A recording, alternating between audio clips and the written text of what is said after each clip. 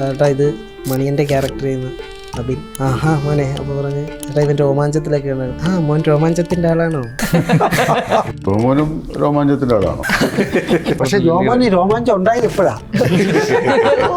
പുതിയ നിയമത്തിന്റെയും ഗ്രേറ്റ് ഫാദറിന്റെയും തമിഴ് പതിപ്പിൽ മമ്മൂട്ടിക്ക് വേണ്ടിയിട്ട് അത് പിടിച്ചാ ശബ്ദം കൊടുത്തതല്ലേ? ഞാൻ അങ്ങനെ അധികാരോടും പറയാതിരിക്കുവായിരുന്നു. നമുക്ക് ഇതെങ്ങനെ ഉണ്ടായിരുന്നു? മേക്കപ്പിൽ അത് ശരിയല്ല എന്ന് നമുക്ക് തോന്നുന്നത് അറിയാം. നമ്മൾ ഇനി എന്ത് ഇതിന്റെ പുറത്ത് കെട്ടിപ്പൊക്കിയാലും അത് ഡ്രാമ തോന്നുന്ന വിധത്തിലുള്ള ഒരു മേക്കപ്പോ ഒക്കെ ആണെങ്കിൽ ഭയങ്കരമായിട്ട് സങ്കടവും ദേഷ്യവും ഒക്കെ വരും. കണ്ണാടിയിലെ നോക്കി ചില വേലകൾ അസ്തരങ്ങളൊക്കെ കാണിക്കും. ഓക്കെ, അതാണ് ട്രിക്ക്. നമുക്ക് പ്രോ ഡ്രൈവർ ഞാൻ ആ ചിന്ത അങ്ങ് വിട്ടുപോയി. കൊണ്ടുപോയിട്ട് ഇങ്ങനെ ഒരു റീഡിങ് ഉണ്ട്. ഞാൻ ഇങ്ങനെ കറങ്ങി ഇങ്ങനെ വന്നു. ഞാനിങ്ങനെ തിരിച്ചടിയും. അപ്പം ഐശാ സാറിൻ്റെ അടുത്ത് വന്നിട്ട് നീ എന്താ പേടിച്ചിട്ട്? ഞാൻ പറഞ്ഞു ഇത്രയിട്ട് കറക്കുന്നു. ചെയ്യാൻ നമുക്ക് ഭയങ്കര കൊതി തോന്നിയ ഒരു വേഷം. അതെപ്പോഴും എടുക്കും, മറ്റേ ഷോട്ട് എടുക്കും എടുക്കും എന്നിങ്ങനെ നമ്മൾ അന്വേഷിച്ചുകൊണ്ടിരിക്കും. ഉറക്കം കെടുത്തുന്ന കഥാപാത്രം. ഹോമിന്റെ പെർഫോമൻസ് പക്ഷെ എനിക്ക് ആശാൻ കണ്ടത് പിന്നെ ആ ഒരു ക്യാരക്ടറിൽ ലോക്കായി പോയി. അത് പടം കണ്ടു കഴിയുമ്പോഴത്തേക്ക് എന്തായാലും നിങ്ങൾക്ക് മനസ്സിലാവും. ഇങ്ങനെയൊക്കെ ഈ മീശയൊക്കെ എടുത്ത് ഇങ്ങനെയൊക്കെ മുടിയൊക്കെ ആയപ്പോഴേക്കും എവിടേക്കോ അച്ഛൻ്റെ ഒരു റിസംബ്ലൻസ് ഒക്കെ വന്നു. നാടോടിക്കാറ്റ് സിനിമയിലെ അനന്തൻ നമ്പ്യാരുടെ അനന്തൻ നമ്പ്യാർ റിട്ടേൺസ്. പ്രസന്റിൽ പഠിക്കാനുള്ളത് വരെയാ. ഏത് കാലഘട്ടത്തിലായാലും ഉള്ള മരുന്ന് അതിൻ്റെ അവിടെ ഉണ്ട്. മാനത്തെ കൊട്ടാരത്തിലേക്ക് അച്ഛൻ കൊച്ചച്ഛൻ വലിയച്ഛൻ. ഹായ്, മലയാള സിനിമയിലെ ഏറ്റവും ക്യൂട്ടസ്റ്റ് ആയിട്ടുള്ള ചിരിയുള്ള ഏറ്റവും ക്യൂട്ടസ്റ്റ് നടൻ ആരാണെന്ന് ചോദിച്ചു കഴിഞ്ഞാൽ എനിക്ക് തോന്നുന്നു നമ്മളുടെ ഭൂരിഭാഗം പേർക്കും പറയാനുള്ള ഉത്തരം ഇദ്ദേഹത്തിൻ്റെ ആയിരിക്കും. സോ ആ ക്യൂട്ടസ്റ്റ് മനുഷ്യൻ്റെ 603ാമത്തെ സിനിമയാണ് ആശാൻ. അപ്പോൾ അതിൽ നായകനായിട്ടാണ് നമ്മുടെ സ്വന്തം ഇന്ദ്രൻ ചേട്ടൻ വരുന്നത്. അപ്പോൾ അദ്ദേഹത്തിനൊപ്പം തന്നെ അബിൻ ബിനോണ്ട്, ശോഭി തിലകനുണ്ട്, ജോമോൻ ചൗധരിയുണ്ട്. സ്വാഗതം. അപ്പോൾ ആദ്യമേ ചോദിക്കാനുള്ളത്, ഈ ക്യൂട്ടസ്റ്റ് മനുഷ്യൻ്റെ കൂടെ അഭിനയിച്ചിട്ടുള്ള നിങ്ങളുടെ ഒരു ഫേവറേറ്റ് മെമ്മറി എന്താ ആശാനിൽ? നമ്മൾ ഇൻ്റർവ്യൂ തുടങ്ങുന്നതിന് മുൻപ് വൻ തഗ് ഡയലോഗൊക്കെ ആയിരുന്നേ, ഫുൾ കോമഡി ആയിരുന്നു ഇവിടെ. ഇപ്പോൾ വൻ സൈലൻ്റ് ആയിട്ടിരിക്കുക, മാന്യനായിട്ടിരിക്കുന്നുണ്ടല്ലോ, എന്ത് പറ്റി? അത് തെറ്റാണോ? ഇതിനൊക്കെ മുമ്പ് വൻ തഗ്ഗായിരുന്നു. അപ്പോൾ ഒരു ഷൂട്ടിംഗ് സെറ്റിലൊരു എക്സ്പീരിയൻസ് എങ്ങനെയുണ്ടായിരുന്നു? എങ്ങനെയുണ്ട് ഈ പുതിയ പിള്ളേരുടെ കൂടെ? സ്റ്റാർട്ട് ചെയ്തോളൂ, പറയൂ, തുടങ്ങാം. ചേട്ടനാ അവരൊക്കെയാണ് ഇവരൊക്കെ എങ്ങനെയുണ്ട്? കൊള്ളാവോ ഇവരൊക്കെ? നമ്മള് അവരെ പഠിക്കുകയാണ്. എങ്ങനെയാണ് അല്ലേ മാറ്റങ്ങള് ഒരുപാട് മാറുകയില്ലേ. നമ്മള് പഴയ കാലം ഭാഷ വരെയും മലയാളം തന്നെങ്കിൽ പോലും പണ്ടത്തെ വളർച്ച അനുസരിച്ച് ഭാഷയുടെ തന്നെ താളം മാറുന്നുണ്ട്. അപ്പം ആ ജീവിത രീതി, കഥകൾ, സിനിമയുടെ രീതി ഒക്കെ മാറുകയില്ല. അപ്പോൾ എപ്പോഴും പ്രസന്റിൽ പഠിക്കാനുള്ളത് വരെയാണ്. ഏത് കാലഘട്ടത്തിലായാലും അല്ലേ നമ്മള് ഏത് കാലഘട്ടത്തിലായാലും ഉള്ള മരുന്ന് അതിൻ്റെ അവിടെ ഉണ്ട് പിടിച്ചിരിക്കാനുള്ള. അല്ല അതുകൊണ്ട് അത് വാച്ച് ചെയ്യണമെന്ന് പറയും. നമ്മളത് ആ മാറ്റം അറിയുക എന്നുള്ളതുണ്ടല്ലോ. നിങ്ങൾ രണ്ടുപേരും ഇപ്പോൾ കുറച്ച് കോമഡി ഒക്കെ ചെയ്തിട്ട് വന്നവരാണ്. അപ്പോൾ നിങ്ങൾക്കൊക്കെ ഇൻസ്പയർ ചെയ്തിട്ടുള്ള ഇന്ദ്രൻസാറിൻ്റെ പെർഫോമൻസസ് ഉണ്ടാവില്ലേ? ചെറുപ്പത്തിൽ കണ്ടിട്ട് നമ്മളൊക്കെ ഒരുപാട് ചിരിച്ചിട്ടല്ലേ? കാരണം അദ്ദേഹം പിന്നെ ഒരു വൻ ഷിഫ്റ്റ് നടത്തി കരിയറിൽ. ഭയങ്കര ഡിഫറെൻറ്റ് ഷെയ്ഡിലുള്ള കഥാപാത്രങ്ങളൊക്കെ വന്നു. അഞ്ചാം പാതിരയിലൂടെ കുറച്ച് സീനിലൂടെയൊക്കെ പേടിപ്പിച്ചങ്ങ് അതൊക്കെ ചെയ്തു. എന്നാൽ നിങ്ങൾക്ക് രണ്ടുപേർക്കൊക്കെ ഫേവറേറ്റ് ആയിട്ടുള്ള അദ്ദേഹത്തിൻ്റെ പെർഫോമൻസസ് പെട്ടെന്ന് പറയാൻ പറഞ്ഞാൽ, അല്ലെങ്കിൽ പെട്ടെന്ന് മൈൻഡിലേക്ക് വരുന്നത്? പറയാൻ പറ്റുന്നതെന്ന് വെച്ചാൽ ഇച്ചിരി റിസ്ക്കാണ്. കാരണം എല്ലാം നമുക്ക് രസകരമാണ്, എല്ലാ ക്യാരക്ടറും. നമുക്കിപ്പം വേറെ ഇപ്പം എന്നോടൊന്നല്ല ആരുടെ ചോദിച്ചാലും പറയുന്നത് തന്നെ ആയിരിക്കും. ഒരു ക്യാരക്ടറായിട്ട് എടുത്ത് പറയാൻ പറ്റത്തില്ല. പിന്നെ മാനത്തെ കൊട്ടാരത്തിലേക്ക് സാധനമൊക്കെ അടിപൊളിയാണ്.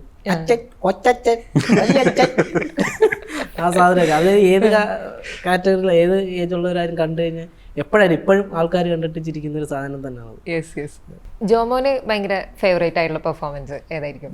ഹോമിന്റെ പെർഫോമൻസ് പക്ഷെ എനിക്ക് ആശാൻ കണ്ടത് പിന്നെ ആ ഒരു ക്യാരക്ടറിൽ ലോക്കായി പോയി. അത് പടം കണ്ടു കഴിയുമ്പോഴത്തേക്ക് എന്തായാലും നിങ്ങൾക്ക് മനസ്സിലാവും, ലോക്കാവും. പിന്നെ ഇതിനകത്ത് ശോഭ ചേട്ടനോട് ചോദിക്കാനുള്ളത്, ആ ഹെയർ സ്റ്റൈല് വൻ വെറൈറ്റി ആയിട്ടുണ്ട് ഈ പടത്തിൻ്റെ അകത്തെ. നമ്മൾ തീരെ ഇതുവരെ കാണാത്തൊരു ലുക്കും പരിപാടിയൊക്കെ ആയിട്ടുണ്ട്. അപ്പം ക്യാരക്ടർ പറയുന്ന സമയത്ത് ലുക്ക് പറഞ്ഞിട്ടുണ്ടായിരുന്നോ ഇങ്ങനെയാണ് പ്രസന്റ് ചെയ്യാൻ പോകുന്നതെന്ന്? അത് ഞാൻ പറഞ്ഞത് ഇതിൻ്റെ ഇപ്പോൾ ആശാൻ ഇന്ദ്രൻ ചേട്ടനാണെങ്കിലും ഈ സിനിമയുടെ ആശാനുണ്ടല്ലോ, ജോൺ പോൾ.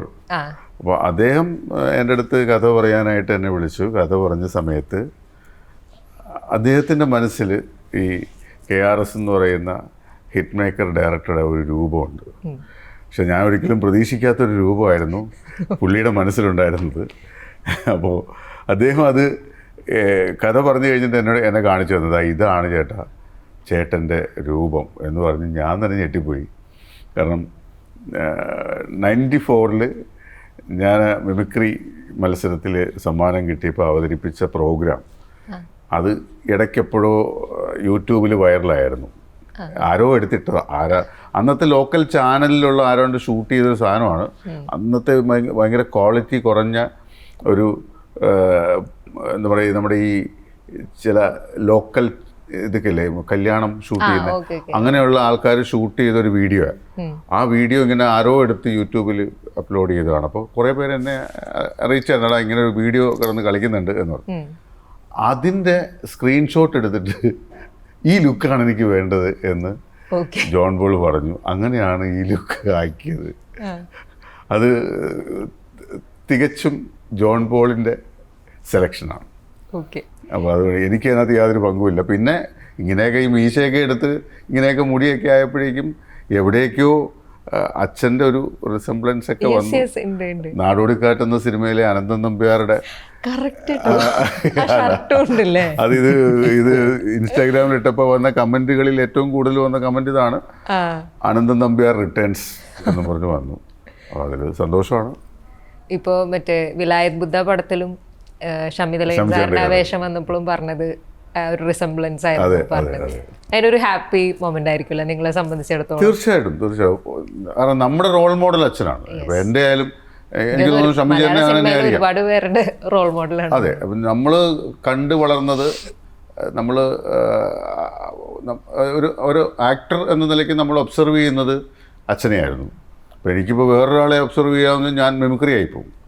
അപ്പോൾ മിമിക്രി ഞാൻ സ്റ്റോപ്പ് ചെയ്യാനുള്ള കാരണം തന്നെ അതാണ്. കാരണം നമുക്കിഷ്ടമുള്ള നമ്മൾ അനുകരിക്കുന്ന ആ ആർട്ടിസ്റ്റിനെ കൂടുതലായിട്ട് നമ്മൾ ഇമിറ്റേറ്റ് ചെയ്യുമ്പോൾ, നമ്മളൊരു കഥാപാത്രം ചെയ്യുമ്പോൾ ഈ പറയുന്ന ആളിൻ്റെ പ്രേതം നമ്മുടെ അഭിനയത്തിൽ വരും. അപ്പോൾ അതുകൊണ്ട് അച്ഛൻ തന്ന ഉപദേശപ്രകാരം ഞാൻ മിമിക്രി സ്റ്റോപ്പ് ചെയ്തതാണ്. അപ്പോൾ പക്ഷേ എൻ്റെ അച്ഛനെ ഇമിറ്റേറ്റ് ചെയ്യുന്ന അല്ല അച്ഛനെ ഒബ്സർവ് ചെയ്യുന്നതും അച്ഛൻ്റെ അഭിനയം എന്നിൽ വരുന്നതിനകത്തും ആർക്കും കുറ്റം പറയാൻ പറ്റില്ല. പിന്നെ ഇന്ദ്രൻ സാറിൻ്റെ ചിരിയെ പറ്റിയിട്ട് പറഞ്ഞു തുടങ്ങിയത് ഇപ്പോൾ കുഞ്ഞിക്കവിൾ മേഘമേ എന്നുള്ള പാട്ടുണ്ടല്ലോ. അപ്പോൾ ആ പാട്ട് നമ്മൾ ഭയങ്കര ഹിറ്റാണ്. അപ്പോൾ ആ പാട്ട് കേൾക്കുന്ന സമയത്ത് നമുക്ക് ഇത് കിട്ടുന്ന ഒരു സമാധാനമുണ്ട്. അതിൻ്റെ ഡബിൾ ആവുന്നത് നമ്മൾ എന്നാലും വിചാരിക്കുന്നത് ഒരു കുഞ്ഞി കുട്ടിയോടൊക്കെ ആയിരിക്കും മേ ബി ആ പാട്ട് പറയുന്നത്. അതിനൊരു താരാട്ട് പാട്ടിൻ്റെ ഒക്കെ ഒരു സുഖമുണ്ട്. അതിൻ്റെ വിഷ്വൽ കാണുന്ന സമയത്ത് അതിൻ്റെ ഒരു സുഖം ഇരട്ടിക്കുന്നത് ഇന്ദ്രൻ സാറിൻ്റെ ചിരി കൂടി കാണുമ്പോഴാണ്, ആശാനായിട്ടുള്ള ഒരു ക്യൂട്ട് ചിരി കാണുമ്പോൾ. അപ്പോൾ എനിക്ക് ആ ചിരി കണ്ട സമയത്ത് പിന്നെ ഒരു കാര്യം തോന്നിയെന്ന് പറഞ്ഞാൽ, ഇതേ മനുഷ്യൻ തന്നെ നമുക്ക് ഇപ്പം 5-ാം പാതിരയിൽ ആ കൊല്ലുന്നതിൻ്റെ സുഖം പറയുമ്പോൾ ഒരാൾക്കൊരു ചിരിയുണ്ട്. അതുപോലെ ഇപ്പോൾ തൊട്ടടുത്തിറങ്ങിയ ഖലീഫേൻ്റെ പ്രൊമോഷൻ ലൈക്ക് ആ ഒരു കണ്ടന്റ് പറയുന്ന സമയത്ത് ആ ക്യാരക്ടറിന് ഇൻട്രോ കൊടുക്കുന്ന സമയത്ത് ഒരു കോൺഫിഡൻ്റ് ആയിട്ടുള്ളൊരു ഭയങ്കര ചിരിയുണ്ട്. അപ്പോൾ ഈ ഡിഫറെൻറ്റ് ചിരികൾ പരീക്ഷിക്കുന്നത്, അതായത് നമ്മൾ നേരിട്ട് കാണുമ്പോൾ ഇത്രയും വില്ലത്തരമുള്ള ചിരിയൊന്നും ഇദ്ദേഹത്തിൽ നിന്ന് വരുമെന്ന് നമുക്ക് തോന്നുന്നില്ലല്ലോ. അഫ്കോഴ്സ് അതാണ് ഒരു ആക്ടറുടെ കഴിവ്. എന്നാൽ ഈ ചിരികളെ പറ്റിയിട്ട് ഇങ്ങനെ എൻ്റെ ഓരോ ചിരിയും ഡിഫറെൻ്റ് ആയിട്ടിരിക്കാൻ അങ്ങനെ എന്തെങ്കിലും ചേട്ടൻ ചെയ്യാറുണ്ടോ? അങ്ങനെ ട്രൈ ചെയ്യാറുണ്ടോ വ്യത്യസ്തമാക്കി കൊണ്ടുവരാൻ? കണ്ണാടിയിൽ നോക്കി ചില വേലകൾ അസ്തരങ്ങളൊക്കെ കാണിക്കും. ഓക്കെ, അതാണ് പിന്നെ ഡയറക്ടർമാർ നമ്മളെ ഓരോ എന്തെങ്കിലുമൊക്കെ കണ്ടുവച്ചിട്ടായിരിക്കുമല്ലോ വിളിക്കുന്നത്. അപ്പോൾ അവർക്ക് വഴങ്ങിക്കൊടുക്കാൻ കുറേ പാടുപെടും. അങ്ങനെ വരുമ്പോഴത്തേക്ക് ചിലത് മാറി കിട്ടുന്നതാണ്. അല്ലാതെ കുറച്ച് ആരും പഠിക്കാനൊന്നുമില്ല. നമ്മൾ ചെയ്തതുപോലെ ആണോ എന്നൊക്കെ ചിലപ്പോൾ നമ്മൾ സ്വയം പരീക്ഷിക്കലുണ്ടല്ലോ. അതൊക്കെ അങ്ങനെ കുഞ്ഞു കാര്യങ്ങളൊക്കെ തന്നെയുള്ളൂ.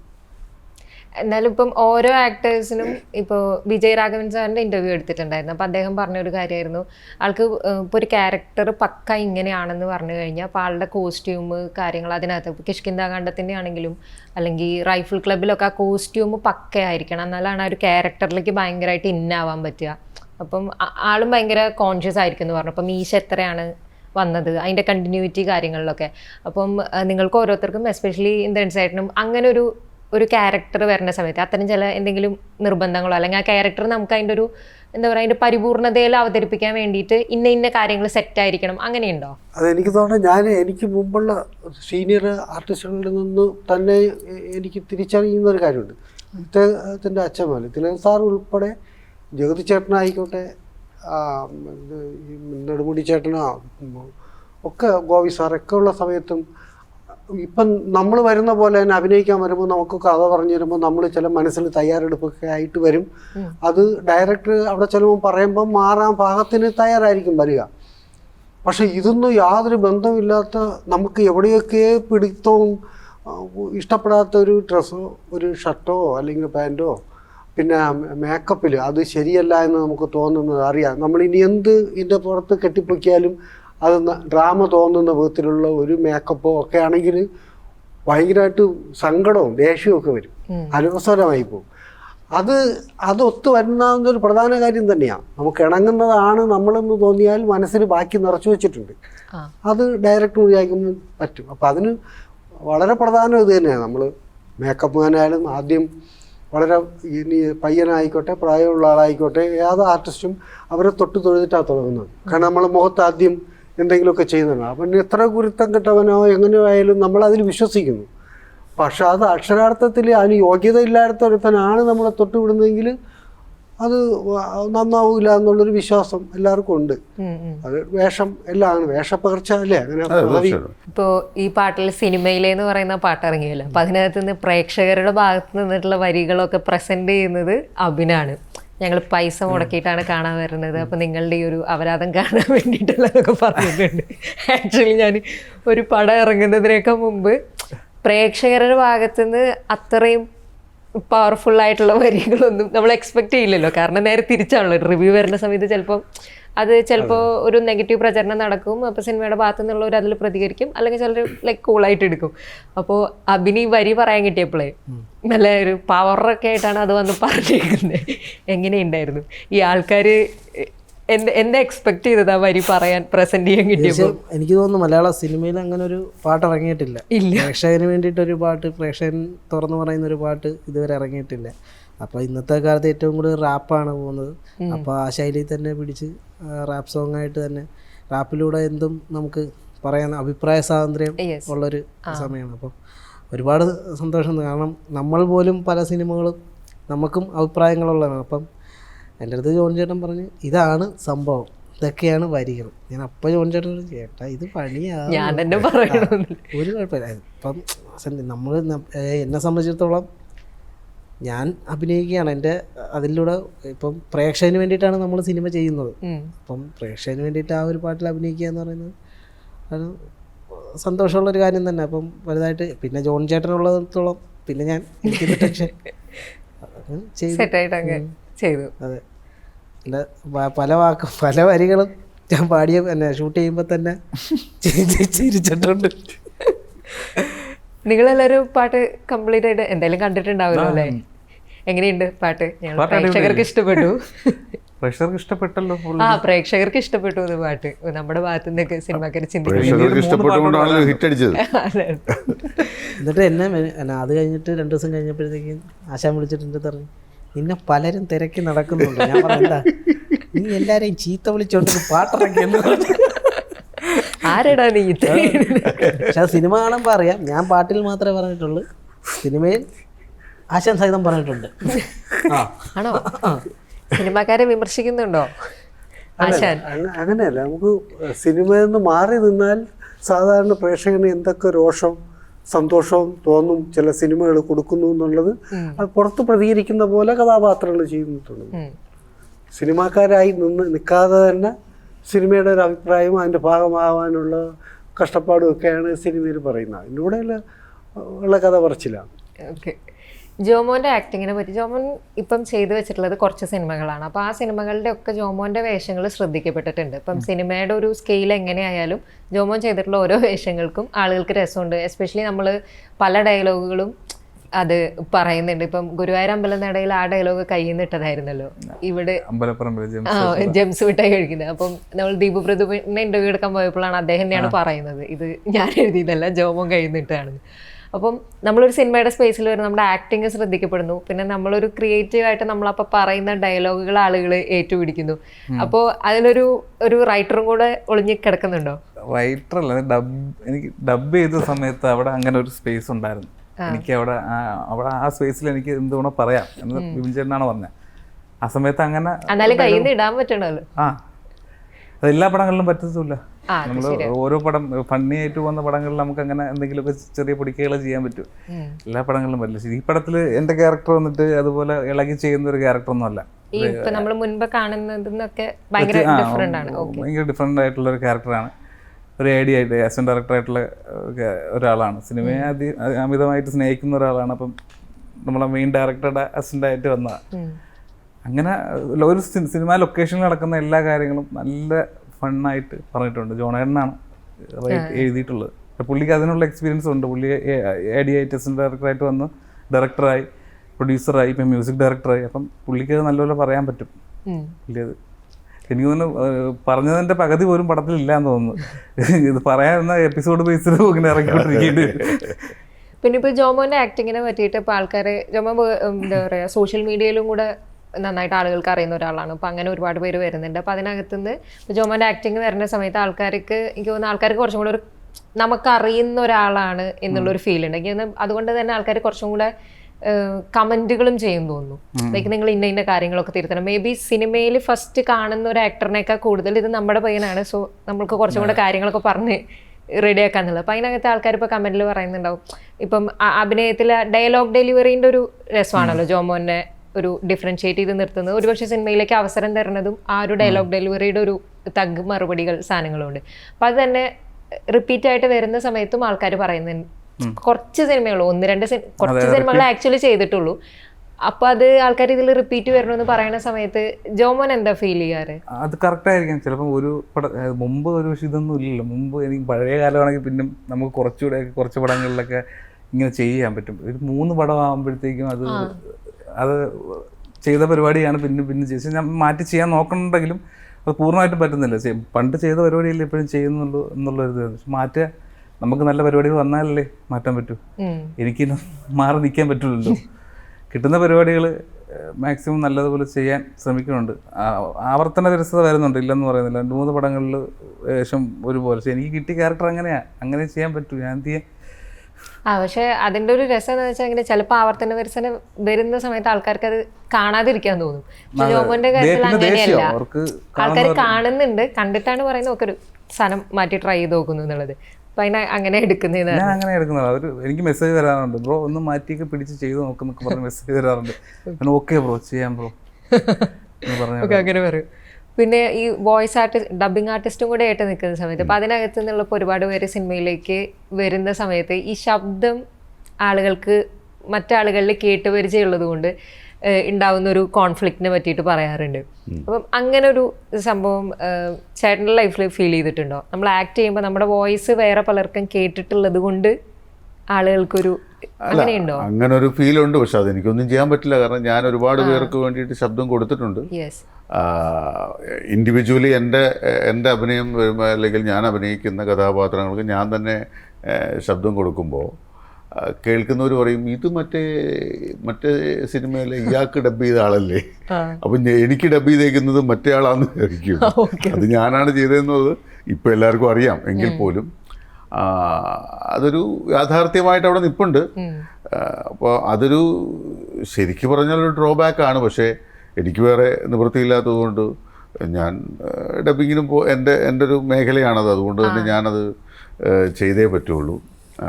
പല ആർട്ടിസ്റ്റുകൾക്ക് വേണ്ടിയിട്ടും ശബ്ദം കൊടുക്കാനായിട്ട് എനിക്ക് പറ്റിയിട്ടുണ്ട്. ഡിഫറെൻ്റ് ആയിട്ട് ചെയ്യുമോ അതോ ലൈക്ക് നോർമലായിട്ട് ഇപ്പം നമ്മൾ അഭിനയിക്കുന്ന കഥാപാത്രത്തിന് വേണ്ടിയിട്ട് ചെയ്യുമ്പോഴേ ക്യാരക്ടർ ഡിമാൻഡ് ചെയ്യുന്നത് എന്താണോ അതാണ് നമ്മൾ ചെയ്യാൻ നോക്കുന്നത്. അപ്പോൾ ചിലപ്പോൾ ഇപ്പോൾ ജോമൻ്റെ കാര്യം പറഞ്ഞ പോലെ ഒരേ പാറ്റേണിലുള്ള ക്യാരക്ടർ വന്ന് നമുക്ക് വേറൊന്നും എക്സ്പെരിമെൻ്റ് ചെയ്യാൻ പറ്റില്ല. പക്ഷേ ക്യാരക്ടർ ഡിമാൻഡ് ഇപ്പോൾ KGF എന്ന് പറയുന്ന സിനിമ, KGF എന്ന സിനിമയിൽ ഫസ്റ്റിൽ എൻ്റെ വോയിസ് ഭയങ്കരമായിട്ട് എന്താ പറയുക ഹിറ്റായി. ആ കഥ പറയുന്ന ഒരു സംഭവം. ആ KGF-ന്റെ മൂഡിൽ ഞാനിപ്പോൾ 4 സിനിമ ഡബ് ചെയ്തു. എനിക്ക് അത് തന്നെ വേണമെന്ന് പറഞ്ഞിട്ട്. ഈ ഡബിങ്ങിൻ്റെ കാര്യം പറഞ്ഞപ്പോഴേ കറക്റ്റ് ആണോന്ന് അറിയില്ല, ഞാൻ ജസ്റ്റ് റെഫർ ചെയ്താണ്. പുതിയ നിയമത്തിൻ്റെയും ഗ്രേറ്റ് ഫാദറിൻ്റെയും തമിഴ് പതിപ്പിലും മമ്മൂട്ടിക്ക് വേണ്ടിയിട്ട് അത് പിടിച്ചാ ശബ്ദം കൊടുത്തതല്ലേ? ഞാൻ അങ്ങനെ അധികാരോടും പറയാതിരിക്കുമായിരുന്നു. അപ്പം പുതിയ നിയമം, ഗ്രേറ്റ് ഫാദർ, യാത്ര തെലുങ്ക് പടമാണ്. പുതിയ നിയമവും ഗ്രേറ്റ് ഫാദറും മലയാളം പടമാണ്. അതിൽ യാത്രയിൽ തമിഴിൽ മമ്മൂക്കയ്ക്ക് വേണ്ടിയിട്ട് ഞാനാണ്. 3 പടത്തിലും തമിഴിൽ വേണ്ടി. അപ്പം അപ്പോൾ പുതിയ നിയമത്തിലും ഗ്രേറ്റ് ഫാദറിലും തമിഴിലും ഞാൻ ഡബ് ചെയ്തു. അതന്നെ. അപ്പം അത് മമ്മൂക്കയുടെ കാര്യമായതുകൊണ്ടാണ്. കാരണം അദ്ദേഹത്തിന് ഈ ലാംഗ്വേജുകളൊക്കെ ഭയങ്കര രസമായിട്ട് ചെയ്യുന്ന ഒരാളാണ്.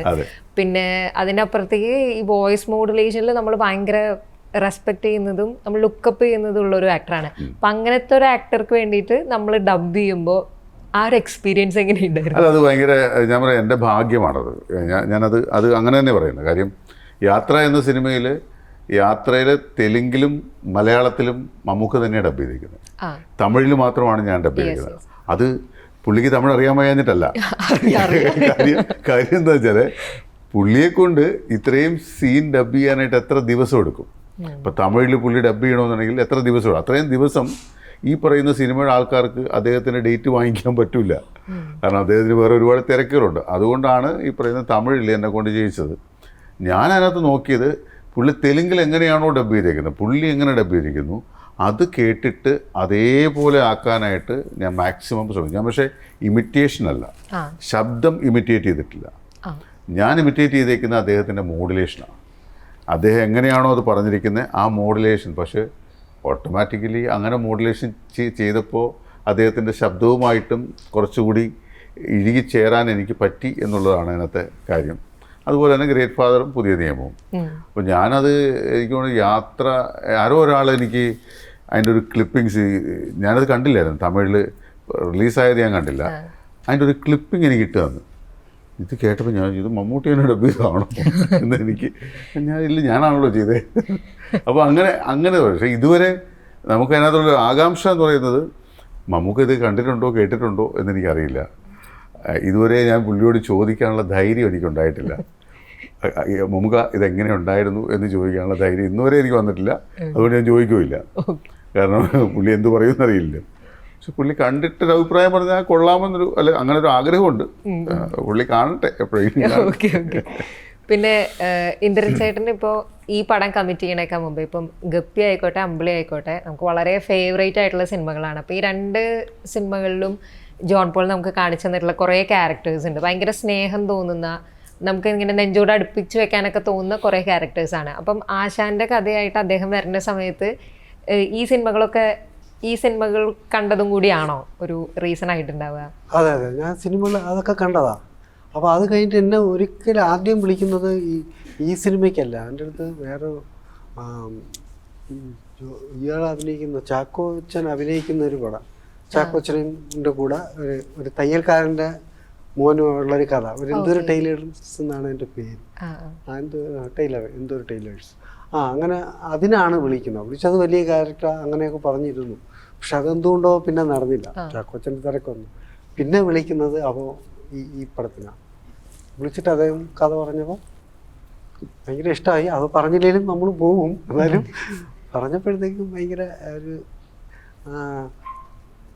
അത് സംഭവിക്കാനുള്ള ഒരു ഒതുങ്ങിയിരിക്കാൻ പറ്റായിക തോന്നിയായിരുന്നു. ഒരു വെപ്രാളം തോന്നി, പെട്ടെന്നായെങ്കിൽ പെട്ടെന്നായി. ഓക്കെ.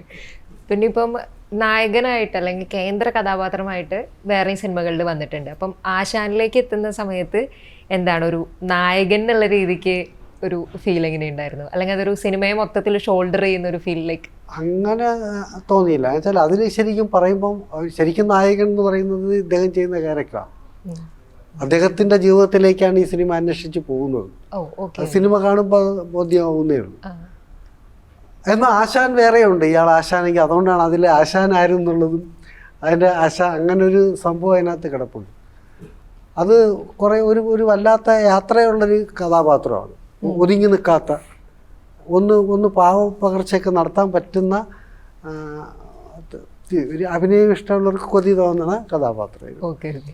ചെയ്യാൻ നമുക്ക് അതെപ്പോഴും എടുക്കും, മറ്റേ ഷോട്ട് എടുക്കും എന്നിങ്ങനെ നമ്മൾ അന്വേഷിച്ചുകൊണ്ടിരിക്കും. ഉറക്കം കെടുത്തുന്ന കഥാപാത്രം.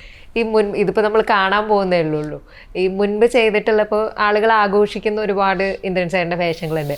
അതിൽ ഏതിലെങ്കിലും ഇങ്ങനെ ഇതേപോലെ ഭയങ്കര ചെയ്യാൻ കൊതി തോന്നിയ വേഷങ്ങളുണ്ടോ? ഒന്നോ രണ്ടെണ്ണത്തിൻ്റെ എക്സ്പീരിയൻസ് പറയാം. ഹോം അങ്ങനെയായിരുന്നു. ഓക്കെ, അങ്ങനത്തെ ഒരു കഥ ഇതായിരുന്നു വായിച്ചത്. നമുക്ക് അത്രയും തോന്നുന്ന അന്യമല്ല എന്ന് തോന്നിയത്. പിന്നെ അതുപോലെ ഒരു MB സുകുമാരൻ നായരുടെ പടം ഉണ്ടായിരുന്നു, ഒരു മുക്രി സ്മാരകശിലകളുടെ ഒരു രാമായണം ജഗതിച്ചേട്ട നായകനായിട്ട് ചെയ്തിട്ടുണ്ട്. അങ്ങനെയൊക്കെ ഉണ്ട്. അങ്ങനെ കുറേ കഥാപാത്രം ഇത് ഈ പറഞ്ഞ ഉടലും ഒക്കെ അങ്ങനെ ഒരു ഭയങ്കര അഭിനയ സാധ്യതയുള്ള സാധനം. അങ്ങനെയൊക്കെ വരുമ്പോൾ നമ്മളിങ്ങനെ കാത്തിരിക്കും. ഇടയ്ക്ക് വരുന്ന സിനിമകളെ തന്നെ നമുക്ക് ദേഷ്യം തോന്നും, ഒന്നും കാണൂല, പക്ഷെ അവരുടെ ഡേറ്റ് ആയിരിക്കും, അവരിങ്ങനെ ശല്യപ്പെടുത്തിക്കൊണ്ടിരിക്കും. അപ്പോഴൊക്കെ ഭയങ്കര തോന്നും നമുക്ക് ഇതുപോയി ചെയ്യണമെന്നുള്ള ആഗ്രഹം. ഇപ്പൊ ഈ ഹോമില് പറയുന്ന സമയത്ത് എനിക്ക് തോന്നുന്നത് കലാഭവൻ ഷാജോൺ അദ്ദേഹമാണെന്ന് തോന്നുന്നു, അതിലത്തെ ഒരു സീനിനെ പറ്റിയിട്ട് പറഞ്ഞിട്ടുണ്ടായിരുന്നു. ഈ ഒരു ഗേറ്റിന്റെ അവിടെ നിന്നിട്ട് അയാൾ സങ്കടത്തോടെ ഇങ്ങനെ പറയുന്നത്, വൈഫ് എന്തോ ഓക്കെ അല്ലെന്നോ മറ്റോ ചോദിക്കുമ്പോൾ പറയുന്നത്, അത് ആ സീന് ആ സംഭവം കണ്ടിരുന്നു, ആ ക്ലിപ്പ് ഒരു പെർട്ടിക്കുലർ സീനിനെ പറ്റിയിട്ട് പറയുന്നതായിരുന്നു, ഒരു ഗേറ്റ്. അപ്പൊ അത് കയ്യിൽ നിന്ന് ഇട്ടതാണോ അതോ? ഇല്ലല്ല, അതിൽ ഉള്ളത് തന്നെ. പക്ഷെ അവിടെ കുറെ ഡയലോഗ് ഉണ്ടായിരുന്നു, അത് ഞാൻ പറയാൻ പറ്റത്തില്ല അപ്പോഴൊന്നും പറഞ്ഞു. അത് അത്രയും ആ പരുവം വരെ ഇങ്ങനെ ഇനി ഇത്തിരി ഒന്ന് വാ തുറന്ന കരയുന്ന രീതിക്കുള്ളൊരു ക്യാരക്ടർ അത്രയും ഡെവലപ്പ് ചെയ്ത് പോയിട്ടുണ്ട്. അപ്പോൾ അത് വൈഫിനെ ഫേസ് ചെയ്യാൻ പറ്റാഞ്ഞിട്ടാണ് മക്കളടുത്ത് നിന്ന് ഇറങ്ങി പുറത്തൂടെ അവരവിടെ ഇരിക്കുന്ന കണ്ടിട്ടാണ് വെറുതെ ഗേറ്റിന് അങ്ങോട്ടേക്ക് പോകുന്നത്. അവിടെ ചെന്നിക്കുമ്പോൾ അവരെന്തോ ചോദിക്കുന്നുണ്ട്, അതിനൊരു മറുപടി ഉണ്ടായിരുന്നു. അപ്പോൾ അത് ഞാൻ പറഞ്ഞില്ല, അത് പറയല്ല അത്രയേ തന്നെ. അപ്പോൾ ആക്ഷനും കാര്യങ്ങളൊക്കെ അല്ല, അത് അവർ ഓക്കെ പറഞ്ഞതാ. അത് ആ സീനിന്റെ വളർച്ച എങ്ങനെ ഉണ്ടായിരുന്നു പറയുവാണ്. അത് ഞാനല്ല, ആരായാലും അത് അങ്ങനെ തന്നെ വരും. അത് സ്ക്രിപ്റ്റിലുള്ളതാണ്. ഒരു ഉണ്ടാക്കുമ്പോഴത്തേക്കല്ലേ ഒരു കഥാപാത്രം, അതിന്റെ ജീവൻ അതിലുണ്ട്, അത് ആര് ചെയ്താലും അങ്ങനെ വരും. അതാണ് അതിൻ്റെ ഒരു പ്രത്യേകത. ഓക്കെ.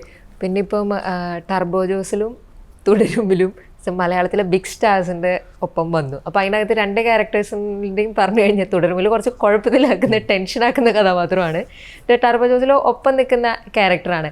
അപ്പം ഇതിലൊരു സാധനം തോന്നിയത്, ആ 2 കഥാപാത്രങ്ങളും പുതിയ കാലത്ത് നടക്കുന്ന കുറേ ട്രിക്ക് പരിപാടികൾ, അല്ലെങ്കിൽ പുതിയ ജനറേഷൻ എങ്ങനെയാണ് വർക്കൗട്ട് ചെയ്യുന്നത്. ഇപ്പോൾ ടർബോ ജോസ് ആണെങ്കിലും ഷൺമുഖാണെങ്കിലും പെട്ടെന്ന് അറിയുന്നത് അവതരിപ്പിച്ച ക്യാരക്ടറിലൂടെയാണ്. ആ 2 പടത്തിൻ്റെയും ഒരു ഫേവറേറ്റ് മൊമെൻറ്റുകൾ ഒക്കെ ഒന്ന് പറയാം. അതിന് സിനിമയിൽ നല്ല രസമാണ് നിങ്ങൾ തമ്മിലുള്ള ഒരു കെമിസ്ട്രി. പിന്നെ നമ്മൾ ഒട്ടും പേടിയില്ലാണ്ട് അഭിനയിക്കണമല്ലോ, കാരണം 2 പേരും ഭയങ്കര കൂൾ ക്യാരക്ടേഴ്സാണ്. ടർബോ ജോസായിട്ടും ഷൺമുഖനായിട്ടും ഭയങ്കര റാപ്പുള്ള ആൾക്കാരാണ്.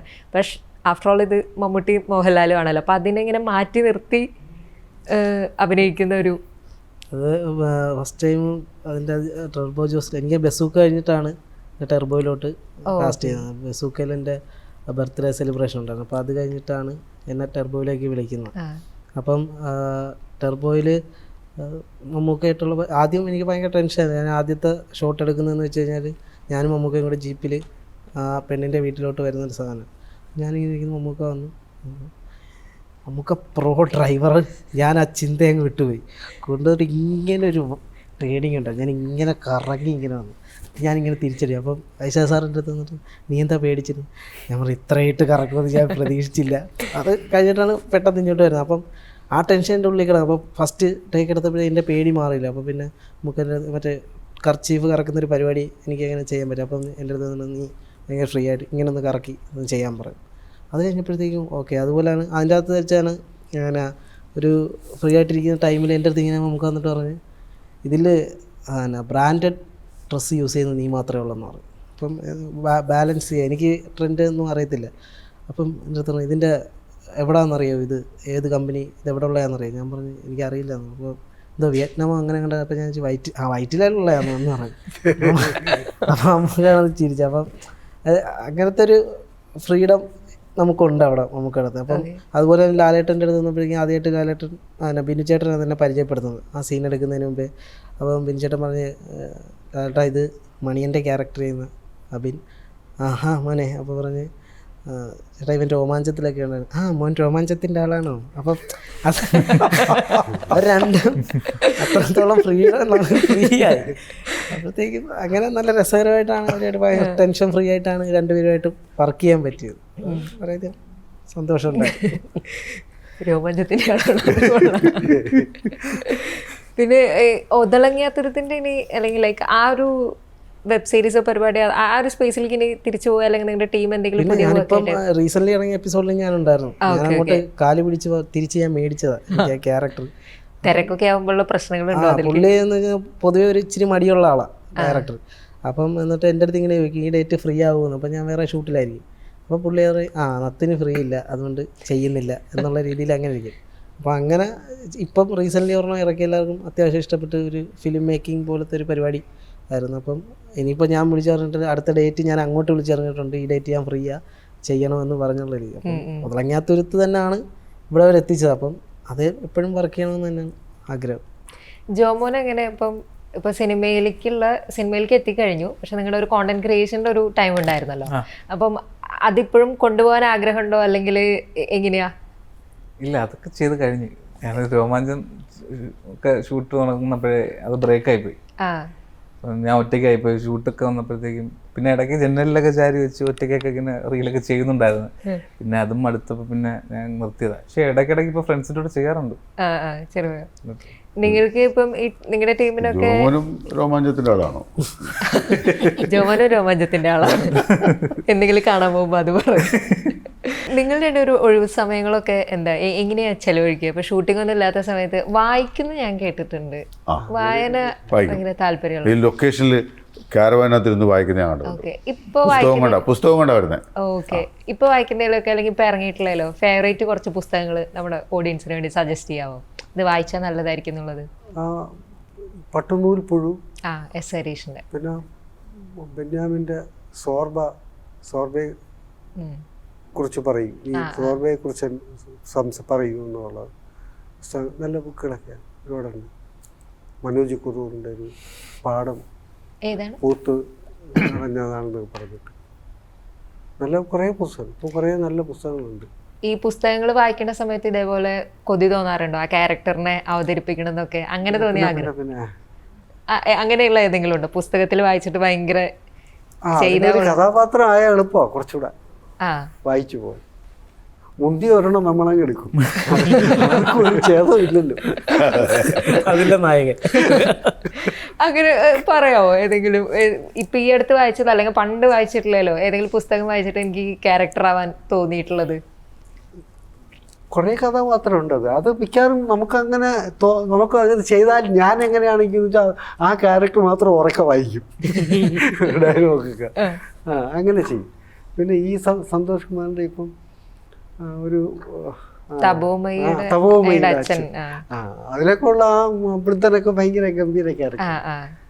അപ്പൊ അതൊക്കെ നമ്മള് ചിലതങ്ങോട്ട് ഇഷ്ടപ്പെട്ടാൽ അത് നമ്മുടേതാക്കും. പട്ടുനൂൽ പുഴുവിൽ ഏതെങ്കിലും തോന്നിയിരുന്നു? പറഞ്ഞാൽ അതാണ് ഞാൻ വായിച്ചിട്ടുള്ളത്.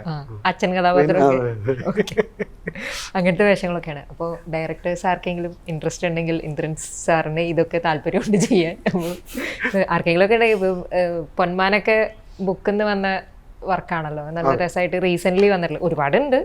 മലയാള സിനിമയിൽ കുറേ ലിറ്ററേച്ചർ വർക്ക്സ് ഉണ്ട്. ഇനിയിപ്പോൾ നമ്മൾ ആശാനിലേക്ക് വന്നു കഴിഞ്ഞാൽ ജോൺ പോളിൻ്റെ പടമാണെന്നുള്ളത് തന്നെയാണ്. പിന്നെ കുഞ്ഞിക്കവിൾ മേഘമേ പാട്ടും കേട്ടിട്ട് അതിൻ്റെ ഒരു ക്യൂട്ട് പടം കാണാനൊക്കെ വേണ്ടിയിട്ട് നമ്മളിരിക്കുകയാണ്. അപ്പോൾ നിങ്ങൾക്ക് ഓരോരുത്തർക്കും ഈ ആശാൻ പടം എന്തുകൊണ്ട് ഫേവറേറ്റ് ആവുന്നു എന്നുള്ളത് പറയാൻ പറ്റുമോ? ഇത് ഭയങ്കര എന്തോ നമുക്ക് കാണുന്ന സമയത്ത് ഇതിനകത്തുള്ള വർക്ക് ചെയ്തുള്ള ആൾക്കാർക്കും ഒക്കെ ഭയങ്കര ഫേവറേറ്റ് പടമാണെന്ന് എന്തോ ഒരു ഫീല് കിട്ടുന്നുണ്ട്. ഇപ്പോൾ പാട്ട് കൊണ്ടും അല്ലെങ്കിൽ അതിൽ വിഷ്വൽസ് കൊണ്ടൊക്കെ ആയിരിക്കാം, അല്ലെങ്കിൽ പോസ്റ്ററിലൊക്കെ ഭയങ്കര സന്തോഷമുള്ള ഒരു കൂട്ടം ആൾക്കാർ നിൽക്കുന്നത്, അങ്ങനത്തെ ഒരു ഫീലുണ്ട്. അപ്പോൾ നിങ്ങൾക്ക് ഭയങ്കര ഫേവറേറ്റ് പടമാണെങ്കിൽ എന്തുകൊണ്ടാണ് ആശാൻ? ഒന്നാമത്തെ കാര്യം ജോണേട്ടൻ്റെ പ്രൊഡക്ഷനിലാണ് ആദ്യം വർക്ക് ചെയ്തത്, അതായത് രോമാഞ്ചത്തിൽ.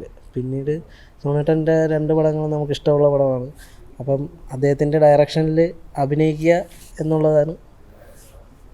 പിന്നെ അങ്ങനെ ചെയ്തു, അത് ഒരു ഇഷ്ടമാണ്. പിന്നെ രണ്ടാമത്തെ കാര്യം ഞാനും ജോമോനും സാറാസിൽ വന്നതാണ്. സാറാസാണ് ഫസ്റ്റ് പടം.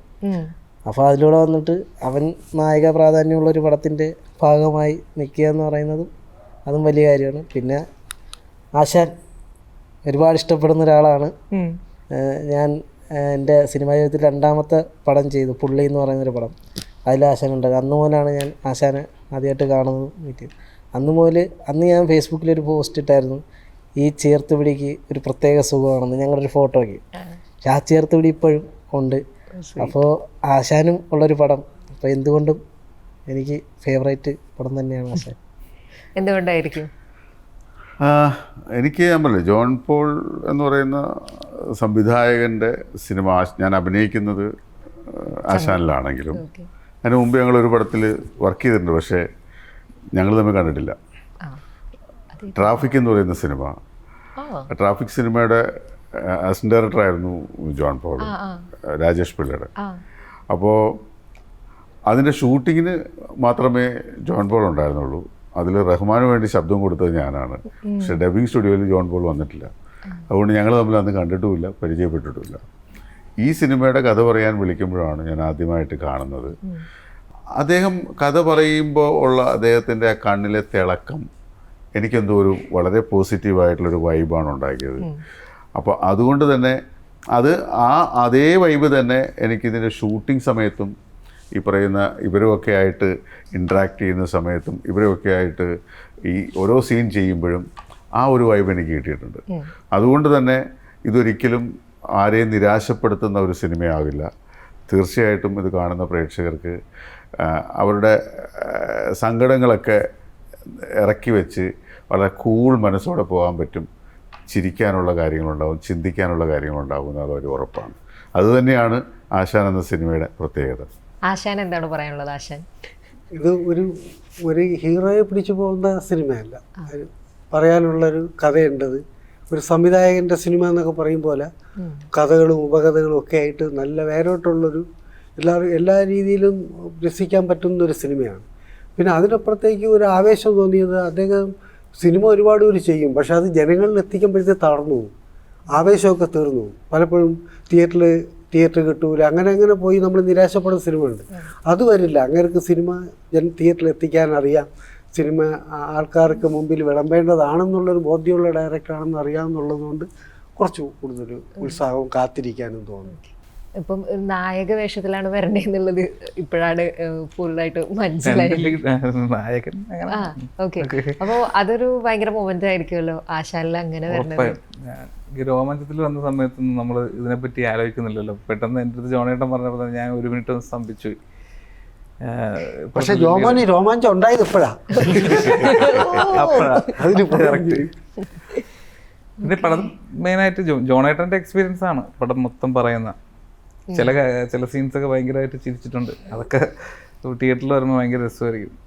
പുള്ളി പിന്നെ മ്യൂസിക്കൊക്കെ എനിക്ക് തോന്നുന്നു കഥ പറഞ്ഞൊരു 4 ദിവസം കഴിഞ്ഞപ്പോൾ ചേട്ടൻ ഫുള്ള് മ്യൂസിക്കും സെറ്റാക്കി കേൾപ്പിച്ച് തന്നായിരുന്നു. ഷൂട്ട് ചെയ്തത് തന്നെ നമ്മൾ ഓൺ പാട്ട് വെച്ച് തന്നെയാണ് ഷൂട്ട് ചെയ്തത്. ഒരുപാട് നേരം സംസാരിച്ചു. അപ്പോൾ ആശാൻ ഞങ്ങളെല്ലാവരും വളരെ പ്രതീക്ഷയോടെ സ്നേഹത്തോടെ കാത്തിരിക്കുന്ന ഒരു സിനിമയാണ്.